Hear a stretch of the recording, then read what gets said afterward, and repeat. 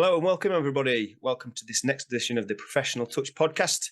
And today is a big one, and it means a lot to Joe, Graham, and I, because we're part of this amazing network. And this amazing network has got a founder, and the founder has come to speak to us today, and it is Dr. Ivan Misner. Thank you, Ivan, for coming along. Truly my pleasure, Gary. I'm happy to be here. Brilliant. I'm so pleased you've come on, and that's purely because we've used the power of your network, which is the largest network in the world, and we've used that brilliantly to set up what we've set up, which is adding value to our sort of the people that follow us. So we are in property and business, and what we want to do is add value to them and to help them grow within property and business with the professionals that are around us. So we'd like to bring you on board, especially because you've got the largest network in the world. Just to add some advice and sort of give some insights. So collectively, we've got some questions for you. I'm happy to answer them. And if I could just answer one thing or say one thing talking about value, last year, BNI passed over 12 million referrals worldwide. We generated about 20.4 billion, that's billion with a B, 20.4 billion US dollars worth of business for our members. That those 12 million referrals generated 20 billion in business. Now, here's an interesting statistic. If BNI were a country, our thank you for closed business adds up to more than 77 countries in the world, their GDP. So our thank you for closed business is larger than 77 countries' GDP. If BNI were a country, we would be the 113th largest country in gross domestic product in terms of business for our members. So that's a statistic that just blows me away in terms of adding value to business people in local communities all around the world. And it's phenomenal. It is absolutely phenomenal. And each week when we meet up, so we meet up weekly, those stats are up on our screen. So Graham gets those stats up on screen to make sure that we are aware of this, because it is quite phenomenal when you put that into context of what it is and what it means and how much money is being generated just by the power of having a structure. It's amazing. So really appreciative. And that's why I want to pass on to Graham, especially as he brought me into this amazing network. He's got some amazing questions. So I'll let you kick off, Graham. Thank you very much. And good to see you again, Ivan. Thanks for joining us. Thanks. It's good to be seen. Good man. One of the questions I did want to ask you was, if you could travel back in time, what would you advise your younger self when it came to your business and property strategy? So retail, real estate. Well, so my business and my property strategy, you want both? Well, and how would those two interlink differently if you went and spoke to your younger self? How would you advise them? Well, I would say do what you're doing, because what most people don't know is that I actually started an investment property business 3 years before I started BNI. So I have an investment property company that has been around longer than BNI has been around. I've got about 12 commercial properties now, all in the Texas. I moved out of California and bought properties in Texas. So I've been investing in real estate for many, many years.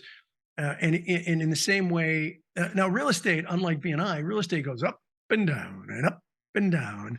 And the key is, for me, the key has been buy and hold.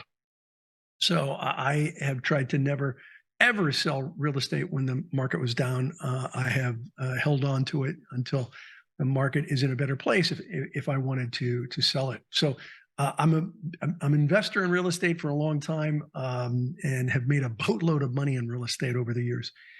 BNI, I would say to myself, live your values. And if you live your values, you're going to do well in business. And I'd see one thing that I would say is don't worry so much. Because I have a tendency, I mean, I earned all this gray hair. I will work a problem and work a problem and work a problem, and probably work it too hard, too long. I think I'd say to myself, don't beat yourself up so much when you come up with a solution. Just go with it and don't worry as much about it, and continue to live your values. So for those of you who are listening to this, if you don't know what your values are, if I ask, give me your top 7 values, in life and you couldn't just rattle them off, then you need to sit down and think about what your values are.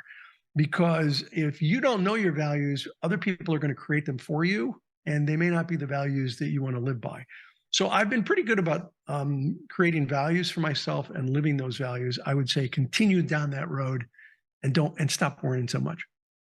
Fantastic. And so a couple of things I take from that is probably continue being your authentic self and your values, but also patience, which is something I kind of live by as well. And I'm not always a patient person, so I do need to sometimes remind myself of patience.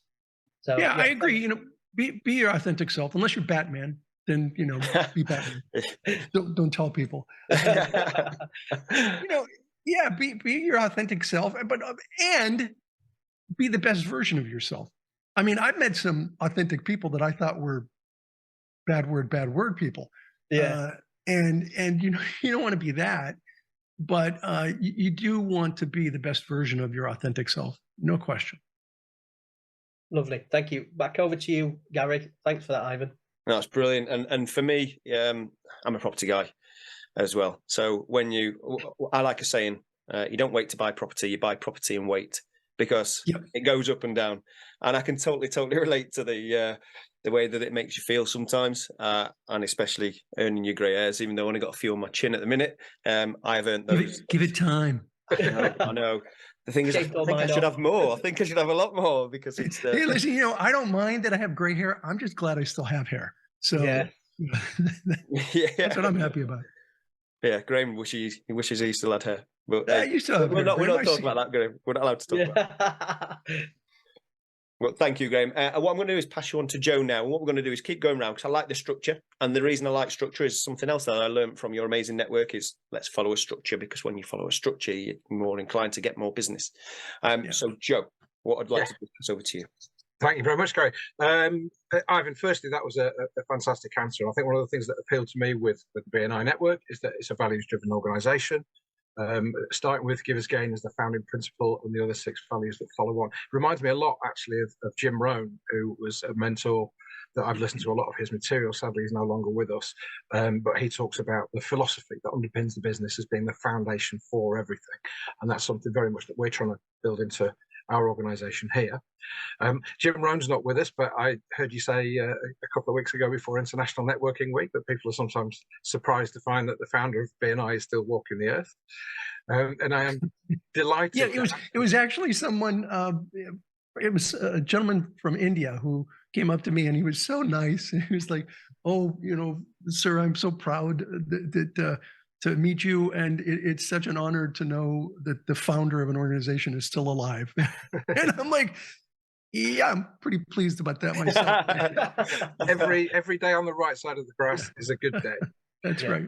I was going to say that I'm fortunate that a lot of the people that I've looked up to and admired in business are kind of still going. And if I was building my dream power team, another of the great BNI concepts, you would very much be part of it. I would also invite Gary Keller from Keller Williams as a UK realtor, followed a lot of his writings and work. Dr. Tom Peters, the former McKinsey consultant behind In Search of Excellence, and has dedicated his career to looking at excellence in business.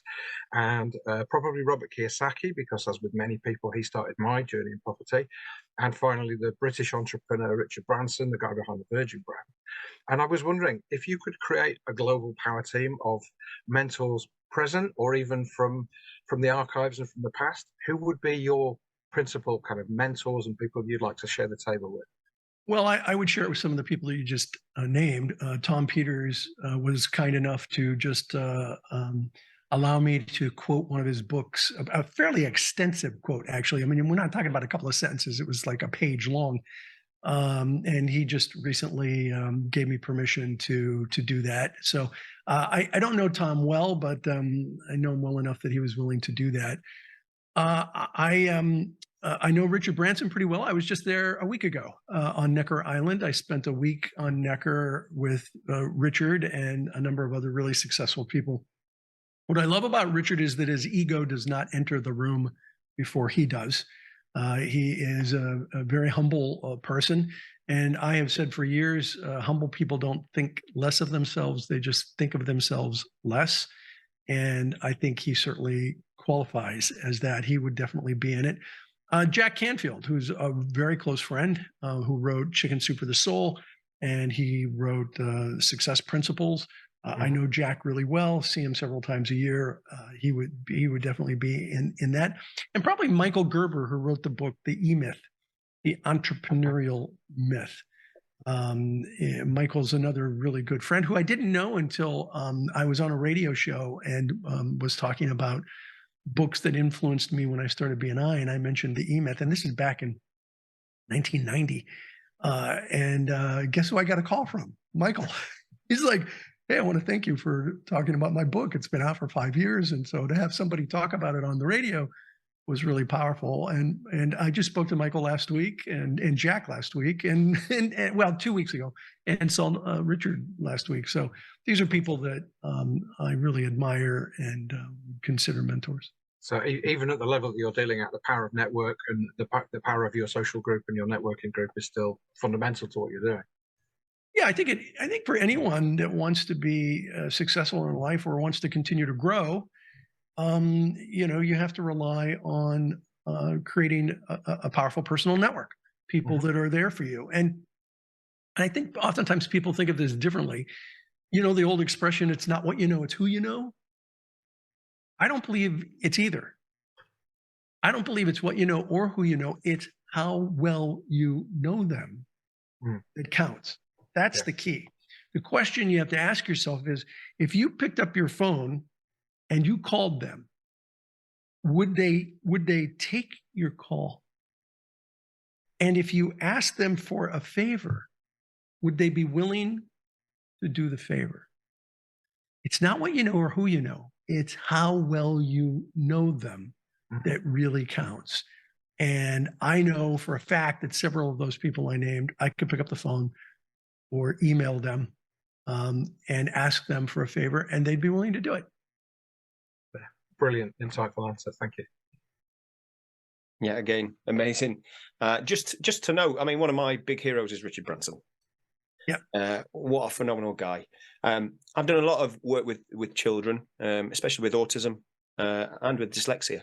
So I worked on the Red Arrows. So the Red Arrows is in the Royal Air Force. I don't know if you've heard of them. They're the display team. But it's a great opportunity for me to then go out there and start talking to and inspiring dyslexic or autistic children, which was great because I got the Dyslexia Network to come down there and got them. I spoke about Richard Branson just so fondly because he never focused on the labels. He focused on his strengths, and that's what, again, with this podcast, this is what we want to do: is get people to focus on the strengths. Yeah, and I'm assuming that, I mean, obviously, but most people may not know Richard is dyslexic, and he has no problem, talking about it. And he certainly hasn't used it as a crutch to not achieve success in life. He's understood the challenge and he's worked his way through it. And that's exactly what I used to do. I used to talk about him as well as some other famous dyslexic people to say, look, they've not focused on the labels. Just focus on what you want to do and where you want to go, and work at your strengths. Just ignore the labels and ignore what society gives you. Look at what Richard Branson has done and achieved. And it's not to look at him and say, well, he's not good enough. It's just that I don't care attitude. I know where my strengths are, which everybody should do, and move forward. So that brings. And it's not like he came from money, because he didn't come from money. So he created the person he is and the success he is. Yeah, and he takes massive action, and that's what I like. He looks for the opportunity and who can help him out and how they can get to somewhere. I've listened to a lot of his stuff, especially on Masterclass, which is amazing. That where he came from humble beginnings, and he had people that are around him that were going to help him out. We're going on to the next question, because mindful of the time, I don't want to run over. I know that you give back a lot to children and future generations, which I love. But what would your business message be right now to the future generations that are looking to get into business? Well, a couple of things. First of all, it's important to understand that my late wife had a phrase which I have adopted that I think is fantastic, and it's the basis of the BNI Foundation, which she and I co-founded, and that is that children represent 20% of our population, but they are 100% of our future. And so it's very important, I believe, and she believed, that we support children's programs because they absolutely are the future of the world. And so I have supported children's programs for decades within BNI, and we've given away millions and millions of dollars to children's programs. What was the second part of your question? You asked about the children. Yeah, it was just what advice would you give them, especially if they're looking to get into business? Yeah. So I have a really good friend. He's a BNI director. You may or may not know him, Mike Macedonio, who had to talk to 10-year-olds about what it was like to be an entrepreneur. I mean, what do you say to a 10-year-old, right? And so I love this story. It was vocation day. He was going in. He was going to talk about entrepreneurship to 10-year-olds. Most 10-year-olds can't even pronounce the word. And so he said, "Want to know the coolest thing about being an entrepreneur?" They're like, "What? You have no boss." Yeah. And they're like, "No, you have no boss. No, you have no boss. It's your business." And boom, he had those kids. And so my message would be, find something in young people that lights them up, that gets them excited. And for 10-year-olds, the concept that there would be a job where there's no boss was outside their paradigm. And so if you can find ways to communicate to young people things that get them excited, then I think it's important to do that. It's important to give back, to pour into the next generation of people. That's why I have taught off and on for 17 years at colleges and universities. And I don't do it for the money, trust me. I do it because I think it's really important to pour back into young people. Yeah, I love that. I think it's massively important. So my dad, I love him to bits, but he wanted me to get the security. So hence I joined the military. And then after that, that's when I became an entrepreneur, trying to give back and trying to follow my own passion. So absolutely agree with that. If I'd have heard Graham's question posed to myself, I'd have said, go back and go to what you love. I did have an amazing time in the military, but it's still not where I wanted to be. But there are things that, the military, I did not go to the military. I was recruited to be a naval officer, but I couldn't take the time off to do boot camp. So I had to turn down the commission. There's a real benefit to going into the military. It gives you a sense of purpose. It certainly gives you structure. You know how to organize and structure your life. And so I would, and I'm sure you have, take what you learn from that and apply it to your entrepreneurship. You'll be a better business person as a result. Yeah, I believe there's a lot of transitional skills. So I did 22 years, so a lot of transitional skills that I've got from the military with that. Wow. So 22, you don't look old enough, Gary. Me, let's save that recording. That's going to be in the soundbite. I don't look old enough. I think I did his paper round, Ivan. So me and Graham went to school together, and there's a big difference. Yeah. So about two children and some more business years. Yeah, unfortunately. Well, neither one of you look old enough to have been doing anything for 22 years. I didn't even join the military till I was 20 as well. So there we go. Well. But yeah, no, thank you. That's a great compliment. Yeah. On that note, Gary, I wanted to say I've noticed that the kind of structure, the kind of dedication and motivation that I've seen that you bring to the table is phenomenal. And I say you've got some of that from your military experience. Well, thank you, Joe. I don't want to leave you out. I don't know your story, but you look great too. Fantastic. What more can we say? Yeah, that's my new ringtone, I think. Joe always looks great. It reminds me actually of another Jim Rohn line. Jim Rohn says you have to pay the price. Do you pay the price of discipline or the price of regret? And a military background certainly tees you up that the price of discipline is no question about it, significantly lower than the prices of regret of what you haven't done later. Agreed. Absolutely.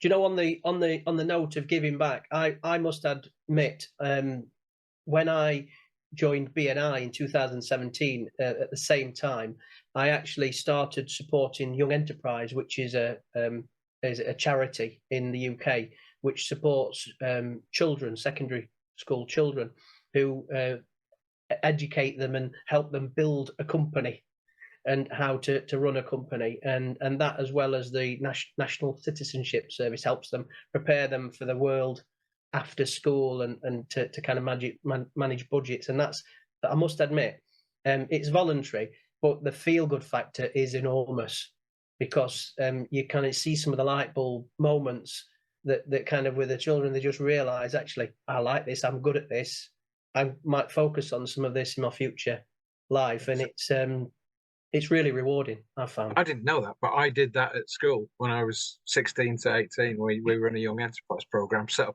a business ourselves, did trade shows, did marketing and campaigns, radio ads, all sorts, and it was a fantastic introduction. So, it is a great way to give back, and I'm very supportive of programs like that.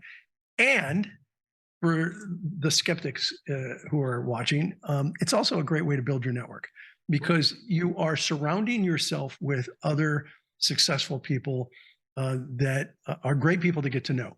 And oftentimes you're networking up. There are people in those groups who are more successful than you are. I mean, I remember, I started working with children in education with big brothers, big sisters. I was a big brother for a while. Then I joined a local Rotary Club, and I had done Rotary Club, which had a lot of projects for children. And it was in a Rotary Club that someone visited and was talking about their children's center. And I said, I'd really like to get back into specifically supporting children's programs. And he said, great, you want to be on the board? It turns out he was the director of the place. And he said, I'll submit your name for the board. So now I'm on the board, and I'm sitting with people like the president of Rainbird, the water company, the sprinkler company. He was on the board, and other people were on the board, way more successful than me. When I stepped down from that board, on that board was the president of the University of Laverne. When I stepped down from that board after many years, I mean, I must have been gone like 3 hours. And he calls me up and he said, I didn't want to steal you away from that board, but now that you've stepped down, we would love to have you on the board of directors for the University of Laverne. And I'm like, okay. And here's the thing. Each step was a step higher in terms of board participation, to the point where I was really spending time with highly, highly successful, wealthy individuals. And it's great to surround yourself with people like that. mm-hmm.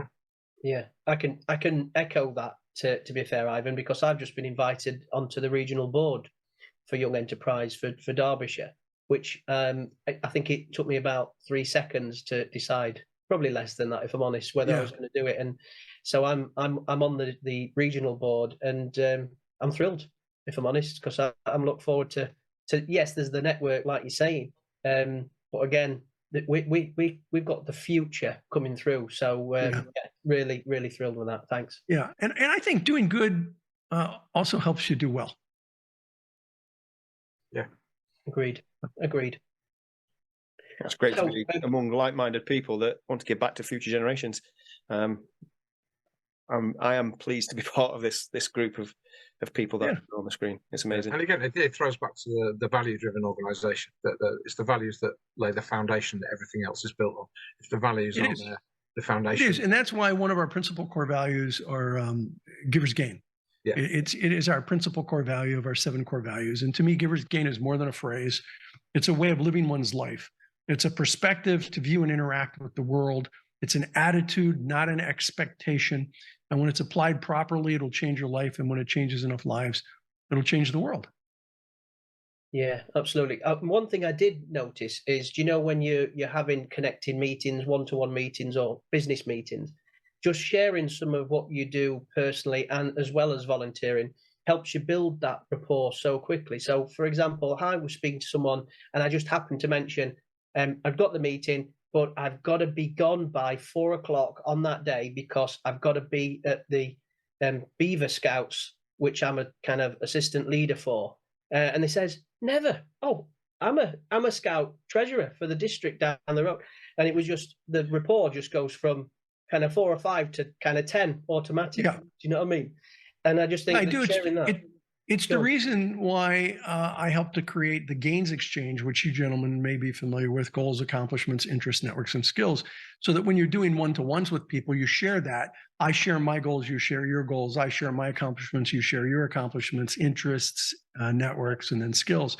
And the reason that we developed that I developed it with my co-author was that we were looking for overlapping areas of interest. Because if you can find somebody who has an overlapping area of interest with you, all of a sudden it becomes a force multiplier in that relationship development, which is, I think, what you were saying, Graham. It takes you from one level to another because you have an overlapping area of interest.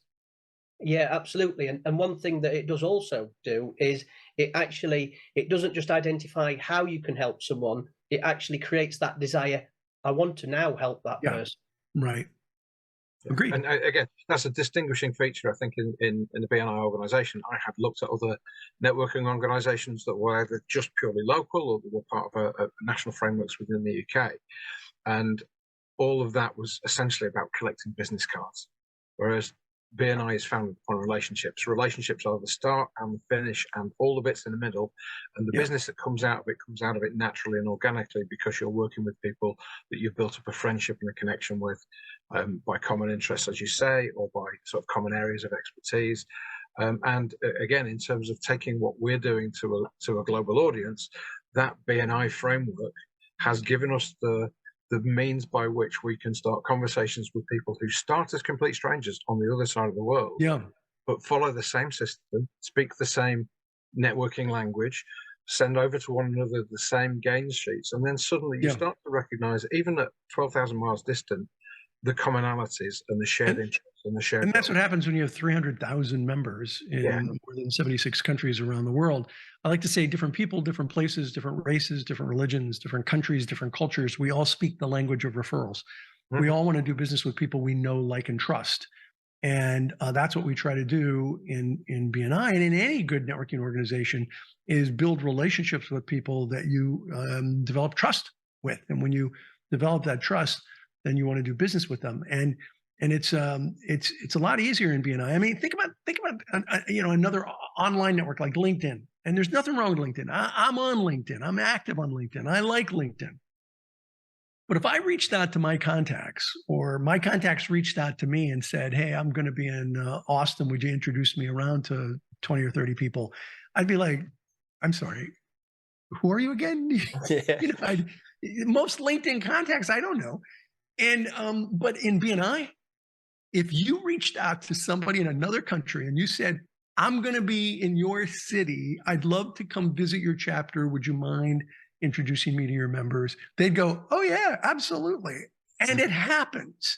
And that's because of the shared core values that we have in the organization and the fact that we are worldwide.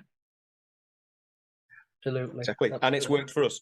So we reached out and we got somebody from Hong Kong to fly to the UK, and we showed him UK real estate, UK property. Nice. And again, now he's investing with us. So outstanding. So there we go. It's not just one. That's it. That's a great example of what I'm talking about. Yeah, and I'm actually going to jump in, guys, if that's all right, because that kind of one of the questions I was going to ask. Yeah, go ahead. I mentioned that my interest in BNI originally was just to look at the systems and processes and how does something work so well in 76 different nations. And I was reminded of, I had a conversation with a guy who was a change management consultant from the Netherlands about 10 years or so ago. And he said when his company worked in South Korea, it was fine because they understood they were traveling across the world. They had a different culture, different value systems. So they studied it and were prepared for it. But when they'd done business with a company in Denmark, it had been a complete disaster because they just assumed as fellow Northern Europeans that they would share values, and it was different and they were kind of off kilter. So in creating a network that exists and functions brilliantly across 76 nations, what have been the biggest kind of cultural challenges that have stress tested the BNI system and the BNI model? So there are always, cultural differences. I think what we as humankind tend to do is we look for the differences more than the similarities. let's start with something simple, like in Asia, in Japan, they call it the Maishi ritual, where you hand out a business card, you hold two corners, you hand it to somebody, you bow, they accept the business card that you bow, you comment on the business. That's the Maishi ritual. And I remember somebody saying to me, this will never work in Japan, because, especially North America, and it's like, oh, here's my business card. You toss a business card. You'll write on a business card, which is a big no-no in most Asian countries. You don't do that. And they said, see, we're so different. And I said, yeah, there's some differences. But look, think about this. We're all handing out business cards. It's not business cards in one country and rocks in another country. You know what I mean? There's still business cards. And so one of the reasons why I think BNI works is that there are a lot of cultural similarities. There are many dissimilarities, but there are a lot of cultural similarities. But here's the other reason why it works so well.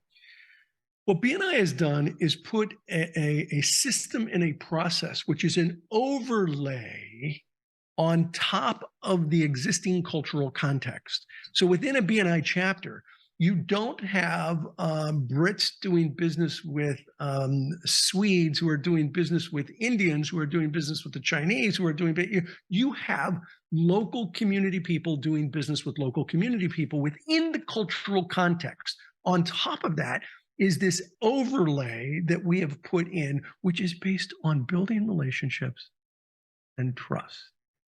Where exactly in the world, in an entrepreneurial nation, that's the big modifier, in an entrepreneurial nation, where in the world is trust and relationships? Where are they not important?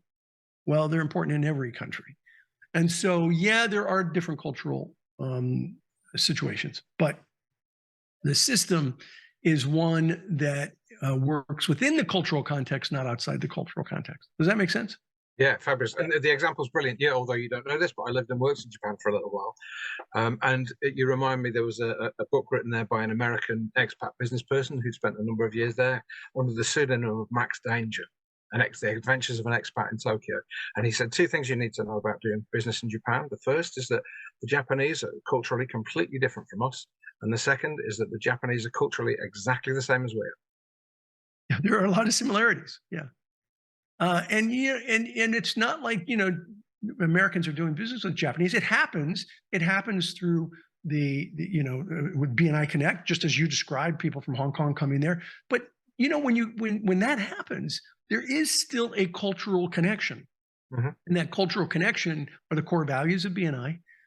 Things like giver's gain, building relationships, lifelong learning, positive attitude. These are all values in BNI that one country shares with another country. I'll tell you a quick story. First time I ever heard a BNI meeting in another language, decades ago. And the first time I heard it was in Sweden. And I was at a big visitors day in Sweden. And the entire meeting was in Swedish. And Swedish isn't like, French, where you can pick up a word here or there, or I grew up in Southern California, so it's not like Spanish, where you definitely know a little Spanish. Mm-hmm. Swedish, I didn't know any Swedish. And Swedish, it sounds like, they're saying, so they're having this whole meeting in Swedish, and one of the members leans over to me and says, "You have no idea what they're talking about, do you?" And I said, "Oh, yeah. They're introducing the referral part of the meeting. They're explaining that if you have a referral, give it. And if you don't, to give a testimonial." And the guy goes, "Wow, you speak Swedish?" I said, "No, that's what happens at this part of the meeting." He was like, "Man, that's exactly what they're talking about." I know, because that happens at every part of the meeting, because it's all about structure, system, process in building trust and relationships. Yeah, universals, effectively. Yeah. Agreed. Excellent. All right, what else? Who's I've next? got one for you, Ivan.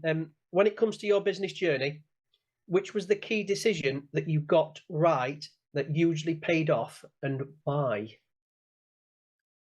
Well, the biggest business decision, first of all, deciding to do BNI was a pretty big business decision, because I did not create BNI as an organization. I wanted one group to to help people give me referrals, and so I could help my friends get referrals. And it was, into that year that I recognized that I had struck a chord in the business community that I didn't anticipate. And so that was the beginning of it all. At the end of that year, I had my Brody moment. You guys remember Sheriff Brody from the movie Jaws? At the end of the movie, he's throwing chum out into the ocean, and you've never seen the shark, but all of a sudden, for the first time, you see the shark. It comes up out of the water and almost takes off his arm, and his eyes get as big as saucers. He turns around to the captain, and he says to the captain, "You're going to need a bigger boat." Yep. And that was my Brody moment, where I realized I'm going to need a bigger boat. This is going to scale. We now have 10,900 groups in 70 some countries. So that was the first one. I think that the biggest after that was the decision to do BNI Connect, which was released 11 years ago, but started probably about 14 years ago. And it was absolutely it almost bankrupted me. It was absolutely the biggest decision that I made. And it wasn't the technology that was the worst part. It was the people agreeing to the elements of the technology that became the most complicated part. And if you want the whole story, I got a book coming out later this year called The Third Paradigm. It should be out before the end of the year. The first paradigm is competition. The second paradigm is cooperation. The third paradigm is co-creation. So I'm going to let you in on a secret, okay? You can't tell anybody. I tell a story that is interwoven into every chapter. We surveyed 4,000 people to figure out what works and doesn't work with co-creation. But there's a story interwoven in between every chapter about Richard and this program that he's putting together. It's BNI Connect. Richard is my middle name. We didn't want the book to be about me. We wanted the book to be about co-creation. So we didn't say, and we don't, even in the entire book, we don't say it's me. At the end of the book, one of the co-authors says that the story is totally true and it's about one of the co-authors. But I'm telling you, because you're in BNI, get a copy of The Third Paradigm. And as you read the story, that's the story of BNI Connect. And you'll see what a disaster it was. And yet, what a game changer it became. Yeah, I've seen that. Okay, but so you can't tell anybody it's me, right? That's just no. Our lips are sealed. That's I feel an ad slot coming on, but there we Well, go. I am one of those members, Ivan, that remembers the slips, the old paper slips. Yeah. And also I actually enjoy the life now that is actually all in a phone app. And I've seen the transition from one to two, and I'm sure there was millions of versions in between. Painful versions. Yes. But we are in a better place now because of your pain. Thank you. It was the right decision, but it was difficult. The beauty of it is that that program literally went through all three paradigms. It started with competition. It went to cooperation. Neither of those worked. It wasn't until I had BNI Connect focus on a co-creative process like crowdsourcing.